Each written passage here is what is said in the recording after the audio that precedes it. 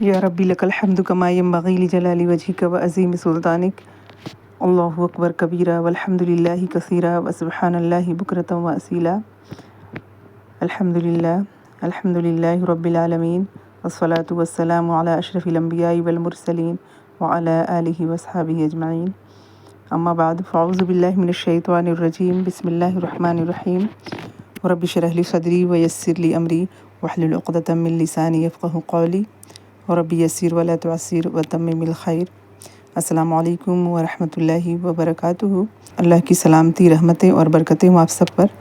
الحمدللہ، جتنا بھی اللہ کا شکر کریں، جتنا بھی اس کی حمد کریں، اس بات پہ بہت کم ہے۔ اللہ تعالیٰ کی ہی فضل و احسان سے تمام نیک کام جو ہے وہ تکمیل کو بھی پہنچتے ہیں، یا شروع بھی ہم کرتے ہیں نا، وہ لا حول ولا قوت الا باللہ۔ تو آج انشاءاللہ تعالیٰ سورۃ الکہف کی شروعات ہم کریں گے، ورڈ ٹو ورڈ اس کے الفاظ بھی، اس پہ بھی غور و فکر کریں گے، اور اس کی میننگ اور مفہوم بھی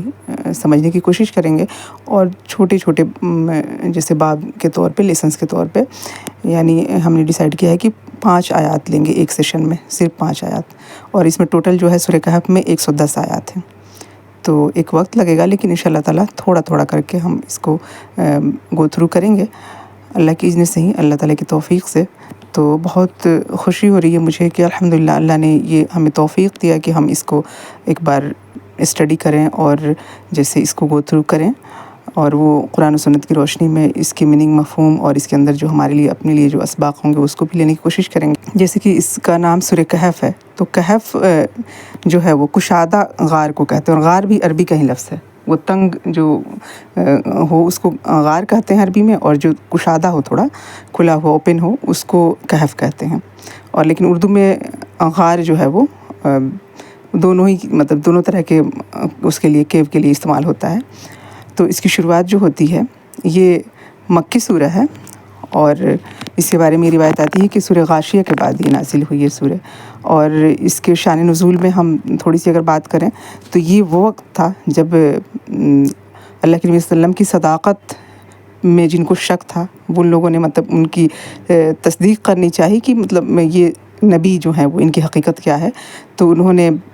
ان کے یہود کے علماء کی طرف رجوع کیا، اور انہوں نے جو سوالات دیے تھے اس کی بات ہم کر چکے ہیں، جو اسٹوریج ہم نے لی تھی اس میں۔ یہ وہ سورہ ہے جس کے بارے میں اتھینٹک بہت ساری احادیث ہیں کہ اس کو پڑھنے کی فضیلت، جیسے بہت ساری صورتیں ہیں جن کی فضیلت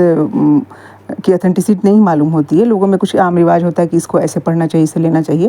لیکن یہ وہ سورہ جیسے سورہ ملک ہے، یا پھر سورہ کہف ہے، اس کے بارے میں صحیح حدیث سے وہ باتیں آتی ہیں اور اتھینٹک ہے۔ تو اس میں کچھ احادیث جو ہے اس کو پہلے ہم دیکھ لیتے ہیں کہ سورہ کہف پڑھنے کی جو فضیلت آئی ہے نا، کہ اس کی ابتدائی 10 اور آخری 10 کی فضیلت حدیث میں اس طرح سے بیان کی گئی ہے کہ جو ان کو یاد کر لے گا اور پڑھے گا وہ فتنہ دجال سے محفوظ رہے گا۔ صحیح مسلم کی حدیث نمبر 809 ہے، اور صحیح مسلم میں اول اور آخر دونوں روایتیں ہیں، لیکن شیخ البانی نے پہلی 10 آیات والی روایت کو محفوظ اور راجح قرار دیا۔ سلسلۃ الصحیحہ میں جو انہوں نے تحقیق کی ہے، ریسرچ کر کے جو کیا ہے، تو اس میں انہوں نے شروع کی جو 10 آیات ہیں اس کو زیادہ مطلب پریفرنس دیا ہے، لیکن دونوں کے بارے میں ہے، تو یاد کرنا، اس کو پڑھنا۔ تو اس لیے تو ہم الحمدللہ اللہ کی توفیق سے اس سیشن کو منعقد کر رہے ہیں کہ اس میں ہم سمجھنے کی کوشش کریں گے کچھ اس کے میننگ، مفہوم، اور جو مطالب ہیں نا جو کہ ہمیں جاننا چاہیے، کیونکہ ہر جمعہ اس کو پڑھنا ہے، اور جمعہ ہمارے ہفتے کی شروعات جو ہے وہ جمعہ سے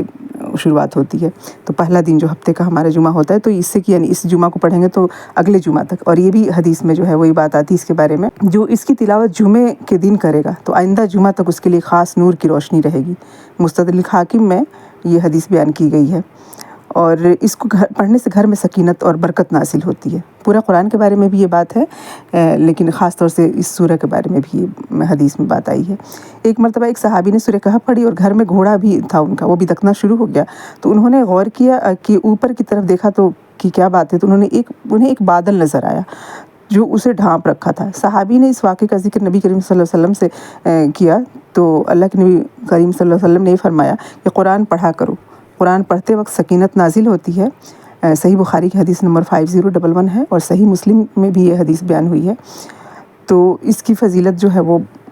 اتھینٹک حدیث سے معلوم ہوتی ہے کہ اس کے پڑھنے سے سکینت نازل ہوتی ہے، یعنی رحمت، اور اس کے علاوہ یہ کہ فتنہ دجال سے محفوظ رہنے کی، اور وہ جو کہ قیامت تک کے لیے سب سے بڑا فتنہ ہوگا، تو امید ہے کہ انشاءاللہ تعالیٰ اس کے علاوہ جو فتنے ہیں نا وہ چھوٹے ہیں اس کے مقابلے میں. تو جب بڑے فتنے سے انسان محفوظ ہو جائے گا نا تو چھوٹے فتنے سے بھی اللہ کی اذن سے انشاءاللہ تعالیٰ بچ جائے گا. تو ایک طرح سے فتنے سے حفاظت کے لیے یہ اور ایک جمعہ سے دوسرے جمعہ تک نور ہے، پھر وہ بہت ساری جیسے فضیلتیں جو اس کو بیان ہوئی ہیں نا، تو ہمیں اس کا اہتمام کرنا چاہیے. اس کی آیات کی طرف آتے ہیں، اس کے الفاظ جو ہیں وہ اس کو ایک بار دیکھتے ہیں کیا اس کی میننگ ہے، اور اس کے بعد انشاءاللہ تعالیٰ ایک شارٹ ہی، بہت ان ڈیپتھ تو نہیں لیکن جو بھی خاص جو اتھینٹک جو بھی ایکسپلینیشن ہے نا اس کو لینے کی کوشش کریں گے. احسن البیان بھی ہے اور تفسیر ابن کثیر ہے، اور خاص طور سے ہماری استاذہ ڈاکٹر فرحت ہاشمی کی جو ایکسپلینیشن ہے اس سے بھی انشاءاللہ تعالیٰ استفادہ کریں گے. تو شروع کرتے ہیں. بسم اللہ الرحمن الرحیم. الحمد للہ الذی انزل علی عبدہ الکتاب ولم یجعل لہ عوجا. الحمد جو ہے وہ یعنی یہ حمد صرف اللہ تعالیٰ کے لیے ہوتا ہے، اور مدح اسی روٹ سے ہے، میم دال ہا سے تھوڑی سی رد و بدل سے ہا میم دال حمد ہوتا ہے. اور یہ سورۃ الفاتحہ میں ہم اس کی بہت ساری فضیلتیں پڑھ چکے ہیں کہ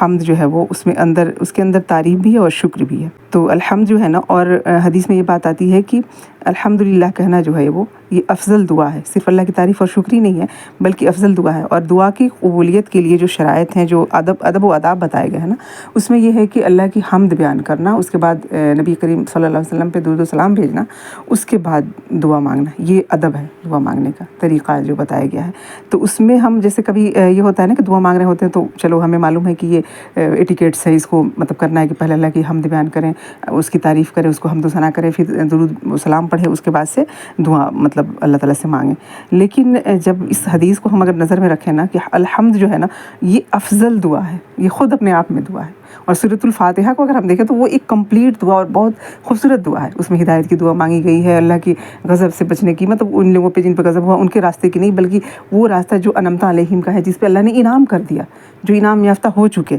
تو ان کا راستہ. تو پھر جو جن کو کہ جنت کی بشارتیں دنیا میں دے دی گئیں، وہ صحابہ، وہ نبیین، وہ صدیقین، وہ شہداء، تو وہ ان لوگوں کا راستہ جن پہ کہ اللہ کا انعام ہوا. تو پھر تو ہر چیز مانگ لیا، یعنی کہ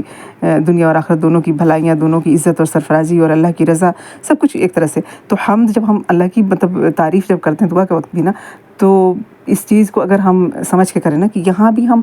افضل ترین دعا مطلب ہم کر رہے ہیں. صرف تعریف اور شکر اس دعا تک پہنچنے کے لیے نہیں کہ وہ دعا قبول ہو جائے گی جو ہم مانگنے والے، جو ہماری حاجت ہے، بلکہ یہ خود الحمد جو ہے نا یہ اپنے آپ میں ایک بہترین افضل دعا ہے. جیسے اس کے بارے میں آتا ہے کہ الحمدللہ کہنا جو ہے وہ میزان کو بھر دیتا ہے نیکیوں سے، اور سبحان اللہ والحمدللہ کہنا جو ہے وہ زمین و آسمان کے بیچ میں جو بھی خلا ہے نا، جو بھی اسپیس، تمام کو نیکیوں سے بھر دیتا ہے. تو یہ فضیلتیں حدیث سے آتی ہیں. تو یہاں پہ جو الحمد ہے ہا میم دال، یہ حمد صرف اللہ کے لیے. اور مدح جو ہے تو وہ مدحت بھی اسی سے لفظ آتا ہے، وہ کسی کی بھی ہو سکتی ہے. یعنی مدحت رسول، جیسے نعت رسول جو ان کی تعریف میں، ان کی شان میں جو پڑھتے ہیں تو اس کو مدح سرائی بھی کہتے ہیں. اور پھر للہ جو یہ اس لفظ سے ہم سب واقف ہیں. اور الذی جو ہے وہ الذین کئی دفعہ آتا ہے، وہ جمع ہے، اور الذی وہ ذات جو اس میں موصول ہے. یہ انزل علی عبدہ الکتاب، جس نے نازل کیا اپنے بندے پہ کتاب. انزلہ اس نے نازل کیا، علی عبدہ اوپر اپنے بندے کے الکتاب، کتاب سے مراد یہاں قرآن ہے. وَلَمْ يَجْعَلْ لَهُ عِوَجًا، اور اس میں کوئی ٹیڑھ نہیں رکھی. مطلب کہ اس کی میننگ مفہوم جو ہے نا وہ اللہ تعالیٰ نے واضح. اور جیسے کہ یہاں پہ تھوڑی سی بات یہ کریں گے کہ جیسے اگر ہم دیکھیں نا تو قرآن میں دو طرح کی آیات ہیں، محکم آیات ہیں اور متشابہات ہیں. کچھ متشابہات ہیں تو فَأَمَّا الَّذِينَ فِي قُلُوبِهِمْ زَيْغٌ فَيَتَّبِعُونَ مَا تَشَابَهَ مِنْهُ. وہاں سورہ آل عمران میں اللہ تعالیٰ نے فرمایا کہ کچھ متشابہات اللہ نے رکھی ہیں آزمائش کے طور پہ. جیسے الف لام میم کی ہم میننگ نہیں جانتے، اب اس کے میننگ کے پیچھے ہم پڑ جائیں اور کہیں کہ پھر کچھ لوگ کہتے ہیں کہ تو اس کا تو میننگ بیان ہی نہیں ہو سکتا، تو پھر آپ کیسے کہتے ہیں کہ قرآن سمجھ سکتے ہیں. اور یہ متشابہات اللہ تعالیٰ نے رکھی. اور کچھ چیزیں جو محکم ہیں، بالکل واضح ہیں، کلیئر ہیں. تو دو طرح کی آیات ہیں. تو وہ لوگ جن کو کہ جو ایمان لاتے وہ کہتے ہیں کہ کلو من عند ربنا، اور اس سے جو ہے وہ نصیحت لیتے ہیں. اور جو محکم آیات ہیں اس کو میننگ مفہوم جس کی کلیئر ہے اس کو لے لیتے ہیں، اور جو واضح نہیں ہے تو اس کے لیے ہم اس کے پیچھے نہیں پڑتے، اس میں کجی تلاش نہیں کرتے، بلکہ اس کا وما یعلم تاویلہ الا اللہ. اللہ تعالیٰ نے فرما دیا کہ اس کا تعویل، اس کا مفہوم تو اللہ ہی جانتا ہے. تو اور کچھ چیزیں اللہ تعالیٰ اپنے نبی کے ذریعے سے جو ایکسپلین کروا دیا، جو صحابہ نے سمجھا، جس پہ عمل کیا، تو اس کی طرف ہم رجوع کریں گے کہ اس آیت کے بارے میں انہوں نے کیا رویہ اختیار کیا. تو یہ اصل میں جو ہے وہ انعمت علیہم کے راستہ جو ہم روز نمازوں میں مانگتے ہیں نا، وہی راستہ ہے کہ کہ ان پہ جو انعام یافتہ ہو، اس راستے پہ چل چکے، جو اس پہ عمل کر چکے، ایسا کچھ نہیں بالکل نیا ہے جو کہ اب کیا کریں نہیں کریں، بالکل مطلب کلیئر نہیں ہے، تو یہ واضح ہے۔ اور اس کے علاوہ اس میں کوئی ٹیڑھاپن نہیں ہے، کوئی کجی نہیں ہے، ایسی چیز نہیں ہے کہ مطلب پوری انسانیت کے اللہ تعالیٰ نے کتاب بھیج دی لیکن انسانیت اس کو نہیں سمجھ سکتی، اس کو کچھ سپر نیچرل قسم کے جو لوگ ہوں گے، کچھ فرشتے ہی اس کو سمجھ سکیں گے، یا کچھ خاص طبقہ جو ہوگا صرف وہیں عمل کرے گا۔ ہر ایک اپنے اپنے لیول پہ اس کو سمجھ سکتا ہے۔ علماء جو ہیں وہ بے شک وہ بڑے لیول پہ سمجھ سکتے ہیں، کسی کا ذہن بہت شارپ اللہ نے جس کو دیا ہے وہ اس لیول پہ سمجھ سکتا ہے، لیکن عمل تو ہر ایک کو کرنا ہے نا، تو ہر ایک جو ہے ایک بچہ جو ہے وہ اپنے لیول پہ سمجھے گا۔ اب وہ جو بہت اس طرح کی آیات ہیں جو کہ ایک میچور انسان سمجھ سکتا ہے، وہ بچہ ایک نہیں سمجھ سکتا۔ ایک عام گھریلو خاتون ہے، وہ اپنے لیول پہ سمجھ کے اپنا جو اس کے مطلب زندگی کا امور ہے اس میں اس کو امپلیمنٹ کرے گی، اس کو پڑھے گی، اپنی نمازیں تو اس کو ادا کرنی ہے نا، تو نمازوں میں جو بھی وہ آیات پڑھتی ہے قرآن کی تو اس کو سمجھ میں آئے گی وہ، اور وہ پڑھ کے اور اس کو اللہ تعالیٰ سے اس کا رابطہ جو ہے وہ، اور اب اس کا تو کوئی درجات تو الگ الگ ہر چیز کے، جو اس سے بلند پھر اس سے بلند پھر اس سے بلند، یہ درجات تو ہر کوئی برابر نہیں ہوگا، دنیا میں بھی علوم میں فنون میں ہر کوئی برابر نہیں ہے، تو قرآن کے علم میں کوئی مفتی ہوگا، کوئی قاری ہوگا، کوئی ہر طرح کے جیسے لیولز ہیں، لیکن ہے سب کے لیے یہ، ہر اپنے اپنے لیول پہ اس کو سمجھنے کی کوشش کرے گا اور عمل کرنے کے لیے اپنے جو روزمرہ کی زندگی ہے نا اس میں اللہ تعالیٰ کی رہنمائی جو ہے، گائیڈنس جو ہے، رحمت ہر کسی کو چاہیے، گائیڈنس ہر کسی کو چاہیے، شفا ہر کسی کو چاہیے، تو قرآن تو کیا ہے، وَنُنَزِّلُ مِنَ الْقُرْآنِ مَا هُوَ شِفَاءٌ وَرَحْمَةٌ لِّلْمُؤْمِنِينَ۔ مومن اگر ہے وہ جس لیول کا بھی ہے، جس خطے سے بھی رہتا ہو، جہاں سے بھی دنیا کا، وہ مرد ہو، عورت ہو، بچہ ہو، بوڑھا ہو، جو بھی ہو، سب کے لیے ہے، تو ہر ایک جو اپنے لیول پہ سمجھے گا اس کو۔ اب ضروری نہیں کہ ہر کسی پہ لازم نہیں ہے، جیسے ہم اگر کہیں طلب العلم فریضۃ علی کل مسلم، تو ہر مسلمان پہ فرض ہے علم کا حاصل کرنا، تو قرآن و سنت کا علم حاصل کرنا، تو اس کا مطلب یہ نہیں کہ ہر کوئی مفتی ہی بن جائے گا، ہر کوئی حافظ بن جائے گا، یہ اللہ نے ہر کسی پہ لازم نہیں کیا ہے، لیکن جس کو صلاحیت اس کو بننا ہے، اس کو کرنا ہے، جس کو اللہ نے صلاحیت دی ہے نا، لا یکلف اللہ نفسا الا وسعها، جس کو ہے صلاحیت وہ کر سکتا تھا بہتر سے بہتر، تو اس سے پوچھا جائے گا،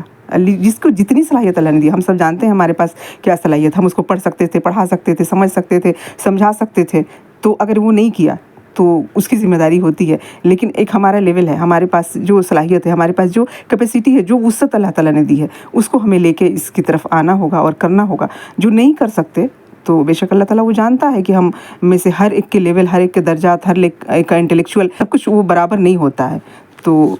یہ چیز ہے۔ اور اس کے اندر جو ٹیڑھاپن کی بات ہوتی ہے نا، تو یہ جو ہے نا آگے کی جو آیت ہے وہ کہ قیمن، جیسے عوض جو ہے نا وہ ٹیڑھاپن کے لیے آتا ہے، اور قیمن جو ہے مستقیم اسی سے ہے، یعنی سیدھا، تو صراط مستقیم کی ہدایت کرنے والی یہ آیات ہیں، یہ اللہ کی جو کتاب ہے وہ، اس کے اندر ٹیڑھاپن نہیں رکھا، اور اس یہ قیم ہے، یہ درست ہے۔ اور جب میں اس کو خاص طور سے اپنے لیے جب لیتی ہوں نا، تو مجھے یہ لگتا ہے نا کہ یہ وہ کتاب ہے جس کے اندر ٹیڑھاپن نہیں، یہ قیم ہے، درست ہے، اور یہ درست کر دینے والی ہے۔ یعنی اگر میرے اندر تکبر ہے، میرے اندر اگر کچھ اس طرح کی خرابی ہے، فساد ہے، اس کو درست کر دینے والی ہے، اس فساد کو نکال کے صحیح کر دینے والی، واقعی صحیح معنوں میں اگر ہم قرآن کی طرف نہیں آتے نا، تو ہمارے اندر جو بھی خرابیاں تھیں نا، وہ ہم اسی کو سمجھتے کہ ہماری خوبی ہے، اور ہم اس پہ اتراتے رہتے، اور اس پہ ہی پھولے نہیں سماتے کہ ہم بڑے خوب ہیں، لیکن یہ قرآن ہمیں بتاتا ہے کہ تمہارے اندر جو بھی خرابیاں، جو بھی ٹیڑھاپن، جو اللہ کے حق میں جو مطلب جو چیزیں درست نہیں تھیں، جو حقوق العباد میں جو بھی چیزیں درست نہیں تھیں، اس کے اندر کہاں کہاں اصلاح کی ضرورت ہے، اور وہ ہمیشہ رہتی ہے۔ وہ ایک کریں پھر دوسری نظر آتی ہے، تیسری کریں پھر چوتھی نظر آتی ہے کہ یہاں اصلاح کی ضرورت ہے، اور یہ کتاب ہی ہے جو کہ ہمارے اس ٹیڑھاپن کو، اس عوج کو جو ہے وہ قیم درست کر سکتی ہے۔ تو یہ کتاب جو ہے وہ آگے کی جو آیت ہے، دوسری آیت جو قیمن یعنی درست ہے، لینذر بأسا شدیدا، کہ وہ ڈرائے، خبردار کر دے، ڈرانے سے مطلب کہ خوف زدہ کر دینا نہیں، بلکہ آگاہ کر دینا کہ یہ بأسا شدیدا مطلب سخت عذاب سے، من لدنہ اس کی طرف سے، وہ یبشر، اور صرف یہ نہیں کہ پنشمنٹ کی باتیں اور سزا کی باتیں، بلکہ خوشخبریاں جو ہیں وہ یبشر المؤمنین کہ ویبشر المؤمنین کہ وہ خوشخبری دے دے، الذین یعملون الصالحات جو لوگ کی نیک عمل کرتے ہیں، صالحات یعملون عمل کرتے ہیں، صالحات نیک، ان لہم اجرا حسنا کہ بے شک ان کے لیے اجر ہے بہترین، بہت اچھا، حسن جو حسن سے ہے، یعنی کہ حاسین نون جو ہے وہ روٹ ہے اس کا، اسی سے بہت بیسٹ جو ہے حسن ہو جاتا ہے سپرلیٹیو ڈگری میں، تو اور حسن اسی سے، جو اردو میں بھی ہم بولتے ہیں حسین بھی اسی سے بولتے ہیں، بیوٹیفل، یعنی ان کے لیے بیوٹیفل ریوارڈ، اور جس کو اللہ تعالیٰ نے بیوٹیفل کہا نا، اس کی مطلب خوبصورتی میں پھر کیا شک ہو سکتا ہے کہ وہ کتنی مطلب کتنا خوبصورت اجر جو ہے اللہ تعالیٰ عطا فرمائے گا۔ تو اور اس کے بعد جو تیسری آیت ہے اس میں کیا ہے، ماکثین فیہ ابدا، اس میں رہنے والے ہیں، ماں کے سینہ رہنے والے ہیں، یہ فائل ہے اصل میں، یہ وہ سب رہنے والے ہیں فیہی، اس میں ابدا، ہمیشہ ہمیشہ، ہمیشگی کی مطلب وہ چیز ہے. اگر جیسے آخرت کی جو زندگی ہے نا وہ جس طرح کی بھی ہوگی، اس ٹیمپریری زندگی جو ہے نا اس کے اوپر ہی اس کا دار و مدار ہے. یہاں پہ ہم نے کیا کیا اس کے مطابق، اس کے اکارڈنگ وہ زندگی ہوگی اور وہ ہمیشگی کی ہوگی. یہاں تو کچھ بھی ہمیشگی کی نہیں، یہاں تو کل من علیہا فان، ہر چیز ہی فنا ہونے والی ہے. لیکن اسی فانی دنیا کو ہم انویسٹ کر کے وہ غیر فانی جو نعمتیں ہیں نا اس کو ہم حاصل کر سکتے ہیں. اس لیے یہ بہت امپورٹنٹ ہے. یہ فانی دنیا جو ہے نا امپورٹنٹ اس لحاظ سے ہے کہ وہ غیر فانی جو دنیا ہے، جو لازوال نعمتیں، یہاں کی زوال پذیر ہونے والی زندگی، زوال پذیر ہونے والی نعمتیں، زوال پذیر ہو جانے والی صلاحیتیں، اس کو انویسٹ کر کے، اس کو لگا کے ہم وہ نعمتیں حاصل کر سکتے ہیں. تو اس لیے یہ امپورٹنٹ ہے. پھر چوتھی آیت جو ہے وہ وَيُنذِرَ الَّذِينَ قَالُوا اتَّخَذَ اللَّهُ وَلَدًا، اور وہ آگاہ کر دے، ڈرا دے ان کو، خبردار کر دے ان کو، وارننگ دے دے کہ جو کہتے ہیں الذین، وہ لوگ جو قالوا، جنہوں نے کہا اتخذ اللہ ولدا، کہ اللہ نے بنا لیا بیٹا. وہ تو اس کی ذات تو ہے لم یلد ولم یولد ولم یکن لہ کفوا احد. وہ تو نہ وہ کسی کی اولاد ہے نہ اس کی کوئی اولاد. یہ تو اس کی شان ہے. انسانوں کی شان یہ نہیں ہو سکتی کہ وہ کسی کی اولاد نہیں ہے اور وہ اس کی کوئی اولاد نہیں، یعنی وہ لاوارث ہے، اس کا کوئی والی وارث نہیں ہے، نہ اس کے والدین ہے، نہ اس کا کوئی پوچھنے والا پہلے تھا، نہ اب اس کا کوئی مطلب وارث ہے، اس کا کوئی نہیں ہے. تو یہ انسانوں کے لیے جو ہے ایک عیب ہے، لیکن اللہ کے لیے یہ شان ہے. اس کی شان ہے کہ اس کا کوئی پارٹنر نہیں ہے. اور اگر ہمارے لیے کوئی کمپینین نہ ہو، کوئی دوست نہ ہو، کوئی پارٹنر نہ ہو، کوئی ساتھی نہ ہو، تو یہ مطلب انسان چل نہیں سکتا. وہ تو سوسائٹی کے بنا نہیں رہ سکتا ہے، یعنی سوسائٹی میں ہی رہ کے وہ ساری حقوق ادا کرتا ہے اور اپنی مطلب ضروریات جو ہے وہ. تو انسان کی ضرورت بھی ہے اور اس کی مطلب ایک طرح سے کہیں گے کہ اس کی ڈگنیٹی اسی میں ہے کہ اس کے ساتھ اس کے پیرنٹس ہیں، اس کی فیملی ہے، اس کے بچے ہیں، اس کے کمپینین ہے، اس کی کوئی لائف پارٹنر ہے. اس طرح کی چیزیں جو ہے وہ اس کے لیے مطلب ایک اچھی چیز ہے. لیکن اللہ کی شان مخلوق سے جو نا، خالق کی شان بہت بلند و بالا ہے. وہ ان تمام چیزوں سے پاک ہے، ہر اس چیز سے پاک ہے، ہر اس کمزوری سے. یعنی اس کو یہ کمزوری نہیں ہے کہ اس کی کوئی اولاد ہو، جیسے انسانوں کو ہوتا ہے نا کہ یہ اس کی خواہش بھی ہوتی ہے، اس کی ضرورت بھی ہوتی ہے انسان کی. لیکن اللہ تعالیٰ کیونکہ وہ ہے بے نیاز ہے نا، الصمد بھی ہے وہ اور وہ نہ وہ کسی کی اولاد ہے نہ اس کی کوئی اولاد ہے. تو اس طرح کی باتیں جو ہے وہ جو ہے یہ جن لوگوں نے بنا لیا ان کو خبردار کر دیں، ان کو وارننگ دے دیں. اور اس کے بارے میں پھر 5ویں آیت میں اللہ تعالیٰ اس کی اور وضاحت کرتے ہیں. ما لہم بہ علم ولا لآبائہم، نہ ان کو اس بات کی کوئی علم ہے نہ ان کے آبا کو، آبا و اجداد جو ان کے فور فادرس اور ان کے جو بھی مطلب انسسٹر ہیں، ان کسی کے پاس اس بات کی دلیل نہیں کہ اللہ تعالیٰ کا کوئی بیٹا یا وہ کسی کا بیٹا ہے. یہ باتیں بنا لی گئی ہیں. کبرت کلمۃ تخرج من افواہہم ان یقولون الا کذبا، کہ کتنی بڑی بات ہے. کبرت جو ہے نا، یہ کلمتن کی وجہ سے کبرت آیا. کبرہ یعنی بڑا ہونا، بھاری ہونا. اور جیسے کہ کبیر بھی ہے، وہ بڑا کے میننگ میں آتا ہے، لیکن انہا لکبیرۃ الا علی الخاشعین، سورۃ البقرہ میں جو آیت آتی ہے کہ یہ بھاری ہے نماز کے بارے میں، یعنی گراں ہے. تو اس طرح سے یہ کبرت یہاں پہ ہے کلمتن، کتنا مطلب بڑی بات، کتنی بڑی بات، کتنی بھاری بات. تخرج من افواہہم، جو نکلتی ہے ان کے منہ سے. افواہ جو ہے منہوں سے، افواہ ہم اردو میں بھی بولتے ہیں، جو جس بات کا کوئی سیر پیر نہیں ہو اور وہ سرکولیٹ کر جائے اس کو ہم لوگ افواہ کہتے ہیں اردو. تو یہ ان کے منہوں سے یہ بات نکلتی ہے نا، اس کی کوئی دلیل نہیں ہے، نہ ان کے پاس نہ ان کے آبا کے پاس. ان یقولون الا کذبا، یہ سراسر جھوٹ بولتے ہیں، جھوٹ بات بولتے ہیں. اللہ تعالیٰ پہ اگر اس کی کوئی لائف پارٹنر ہونے کی یا اس کے اولاد ہونے کی یہ بات کوئی بھی گھڑتا ہے نا، اس بالکل بے بنیاد بات اور جھوٹی بات ہے. تو اب اس کی انشاء اللہ تعالیٰ تھوڑی سی جیسے شارٹ میں ہی ایکسپلینیشن کی طرف آتے ہیں. قرآن مجید بحیثیت بشیر و نذیر، بشیر و نذیر، یعنی اس کے اندر بشارت بھی ہے، خوشخبریاں بھی ہیں اور انذار بھی ہے، یعنی وارننگ ہے جہاں پہ یہ بات کہی گئی ہے. تو اس میں جو ہے وہ اللہ تعالیٰ نے بہت سی صورتوں کے آغاز میں اور اختتام پہ بھی اپنی ذات کی حمد بیان فرمائی ہے. وہ ذات اقدس تو ہر حال میں قابل تعریف ہے، اسی کے لیے دنیا اور آخرت میں حمد ہے. اسی کے لیے جہاں اس نے اپنے رسول کریم محمد صلی اللہ علیہ وسلم پر اپنی کتاب عزیز نازل کرنے کا ذکر فرمایا ہے، وہاں اپنی ذات گرامی کی حمد بیان فرمائی ہے، کیونکہ اہل زمین پہ اللہ تعالیٰ کا یہ سب سے عظیم الشان نعمت ہے. اور اس کے ساتھ اس نے اہل زمین کو اندھیروں سے نکال کر روشنی تک پہنچا دیا، اور اس نے اسے ایک ایسی کتاب مستقیم بنا دیا جس میں کوئی ٹیڑھاپن یا کجی نہیں ہے، بلکہ یہ کتاب تو سیدھے راستے کی طرف رہنمائی کرتی ہے جو واضح، روشن، صاف اور نمایاں ہے، اور یہ کافروں کو ڈرانے والی ہے اور مومنوں کو خوشخبری دینے والی کتاب ہے۔ اسی لیے فرمایا وَلَمْ يَجْعَل لَهُ عِوَجًا، اور اس میں کسی طرح کی کجی نہیں رکھی، کوئی ٹیڑھاپن نہیں رکھا، یعنی اس نے اس کتاب میں کسی طرح کا ٹیڑھاپن، کجی، کوئی پیچیدگی نہیں رکھی، بلکہ اس نے اسے معتدل اور مستقیم بنا دیا۔ اس لیے فرمایا کہ قَيِّمًا لِيُنذِرَ بَأْسًا شَدِيدًا مِّن لَّدُنْهُ، اور اس حال میں کہ وہ سیدھی ہے تاکہ وہ لوگوں کو سخت عذاب سے جو اللہ کی طرف سے آنے والا ہے ڈرائے، خبردار کر دے۔ اس کا عذاب بھی جو ہے بہت سخت ہے، اور اس کی جو انعامات جو ہوں گی نا وہ بھی بہت زبردست ہوں گی، یعنی کہ وہ جو ذات جس طرح کی ہے نا، تو اس کی غضب سے بچنا بھی ضروری ہے، اس کا ڈر رکھنا، خوف رکھنا، یعنی وہ تقویٰ جو جس کے اندر یہ چیزیں آ جاتی ہیں، اور امید اس سے، اس کی محبت، اس کی امید، یہ تمام چیزیں جو ہیں نا ہمارے اندر ہونی چاہیے۔ وَيُبَشِّرُ الْمُؤْمِنِينَ، اور مومنوں کو خوشخبری سنائی، یعنی ان لوگوں کو جو اس قرآن کے ساتھ ایمان رکھتے ہیں، پھر عمل صالح کے ساتھ اپنے ایمان کی تصدیق کرتے ہیں، یعنی ان کے ایمان کی کنفرمیشن، اس کے ظاہر جو ہوتا ہے نا، ظہور کس طرح سے ہوتا ہے، عمل کے ساتھ ہوتا ہے، اور ایمان کا ڈیفینیشن بھی وہی ہے کہ جو دل میں قرار پکڑے، ما وقر فی قلب وصدقہ العمل، اور عمل سے اس کی تصدیق ہو۔ تو اور پھر ان کے لیے کیا ہے، ان لہم اجرا حسنا، بے شک ان کے لیے اچھا اجر ہے، ماکثین فیہ ابدا، اور صرف اجر نہیں بلکہ اس کے اندر جو خوبصورتی کیا ہے، جس میں وہ ہمیشہ ہمیشہ رہیں گے۔ جنت کو نہ کبھی زوال ہوگا اور نہ کبھی یہ ختم ہوگی، وہاں کی نعمتیں جو لازوال ہوں گی، ان کے وہاں کی نعیم مقیم کہا گیا، قائم رہنے والی نعمتیں، دائمی نعمتیں ہوں گی۔ تو جنات عدن بھی اس کو کہا گیا، یعنی کہ ہمیشگی اس کی خوبصورتی ہے۔ اور اس کا فرمان ہے کہ وَيُنذِرَ الَّذِينَ قَالُوا اتَّخَذَ اللَّهُ وَلَدًا، اور ان لوگوں کو بھی ڈرائیے جو کہتے ہیں کہ اللہ نے کسی کو بیٹا بنا لیا۔ ابن اسحاق کہتے ہیں کہ اس سے مراد مشرکین عرب ہیں جو یہ کہتے تھے کہ ہم فرشتوں کی عبادت کرتے ہیں جو اللہ تعالیٰ کی بیٹیاں ہیں۔ یہ ان کو یہ تفسیر تبری میں بیان ہوا ہے کہ وہ فرشتوں کو اللہ کی بیٹیاں قرار دیتے تھے، تو یہ بھی بہت بڑی بات ہے۔ اور خاص طور سے جو نصارہ جو ہیں وہ جو عیسیٰ ابن مریم کی طرف یہ بات منسوب کرتے ہیں اللہ تعالیٰ سے، جو اس طرح کی چیز، تو یہ بھی بات اس کے اندر شامل ہے اصل میں۔ اور ما لہم بہ علم، ان کو اس بات کا کچھ علم نہیں، یعنی ان کا قول جو اس کو انہوں نے خود گڑھ لیا ہے۔ وَلَا لِآبَائِهِمْ كَبُرَتْ كَلِمَةً تَخْرُجُ مِنْ أَفْوَاهِهِمْ، اور نہ ان کے باپ دادا کو اس کا کچھ علم تھا، اور یہ بڑی خطرناک بات ہے، بہت ہی بڑی بات ہے، بھاری بات ہے جو ان کے منہوں سے نکلتی ہے۔ اس لیے فرمایا إِن يَقُولُونَ إِلَّا كَذِبًا، اور کچھ شک نہیں، نو ڈاؤٹ کہ یہ جو کچھ کہتے ہیں محض جھوٹ ہے۔ اس بات کی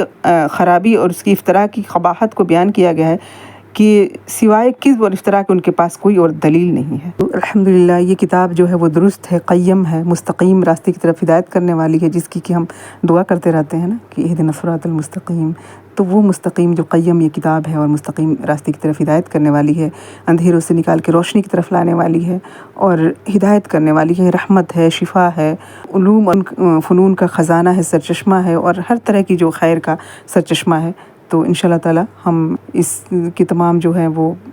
نعمتیں جو اس سے ہم فیضیاب ہوں، اور اس میں سے ہمیں ہمارا نصیب، ہمارا حصہ جو ہے نا وہ ہمیں اکٹھا کرنے کی اللہ کی توفیق سے، لا حول ولا قوت الا باللہ، ہم کوشش کریں گے کہ اس سے اپنے دامن کو بھریں اس نعمت سے، اور ہماری زندگی بھی جو ہے وہ اللہ تعالیٰ کی